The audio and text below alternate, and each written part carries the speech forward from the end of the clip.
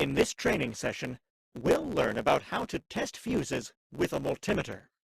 First, we'll cover testing a fuse that isn't connected to a power source. Then, we'll cover testing a fuse inside a casing that has power flowing through it. First, let's look at the isolated fuse. We'll be using the multimeter to test the isolated fuse using a continuity check. This is often represented by a radio wave symbol on the multimeter and helps determine if there's an electrical connection between 2 points. Please touch the multimeter to turn it to the continuity setting.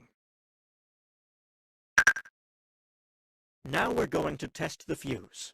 We've placed the multimeter probes in your hands. First, we need to touch the probes together to make sure the multimeter is working. Please touch the probes together.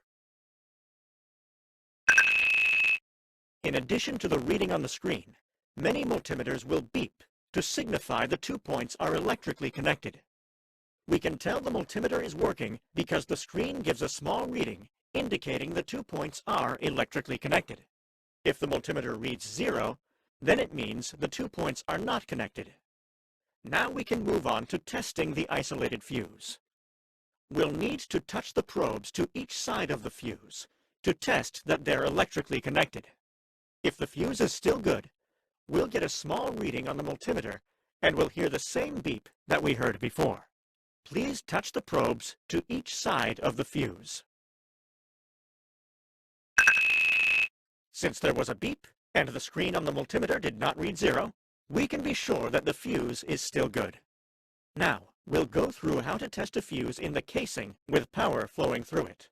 The casing is the gray object suspended next to the fuse. To test this, we'll need the fuse casing, the multimeter, and a ground bar. We're going to switch the multimeter to the AC voltage setting to measure the voltage between 2 points. Please touch the multimeter to change it to the AC voltage setting.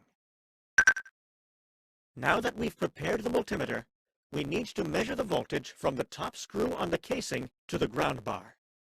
The fuse casing is rated between 90 and 600 volts, so we should expect the voltage to fall somewhere in between. Please touch one of the prongs to the top screw on the casing and the other to the ground bar.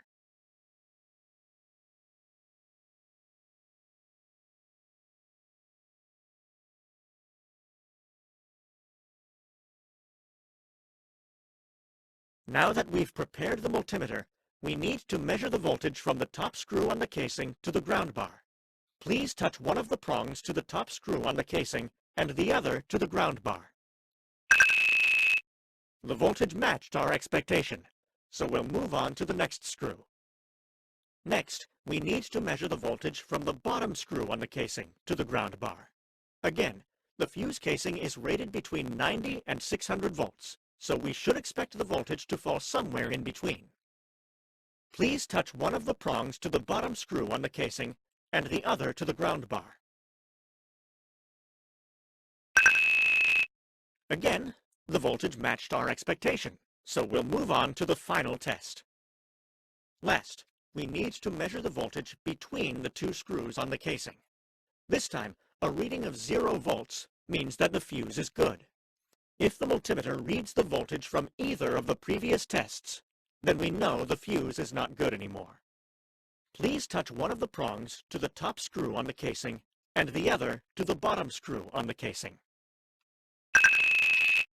Since we got a reading of 0 volts, we know that the fuse is still good. This method of testing fuses with a multimeter can be applied to all kinds of fuses.